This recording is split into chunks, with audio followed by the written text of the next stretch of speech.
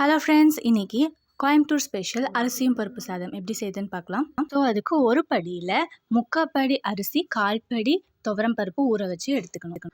Next ஒரு குக்கரில் எண்ணெய் ஊற்றி 1 ஸ்பூன் கடுகு, 1 ஸ்பூன் சீரகம், கொஞ்சோள கருவேப்பிலை, 1 காஞ்ச மிளகா, 2 பச்சை மிளகா ஆட் பண்ணி வதக்கிட்டு 15 பல் பூண்டு, 10 சின்ன வெங்காயம், 3 தக்காளியை நல்லா வதங்க விடணும். தக்காளி நல்லா வெந்ததுக்கு அப்புறமா 1/2 ஸ்பூன் மஞ்சள் தூள், 2 ஸ்பூன் சாம்பார் தூள், தேவையான அளவு உப்பு ஆட் பண்ணி கலந்து விட்டுட்டு 4 டம்ளர் தண்ணி ஆட் பண்ணி கொதிக்க விடணும்.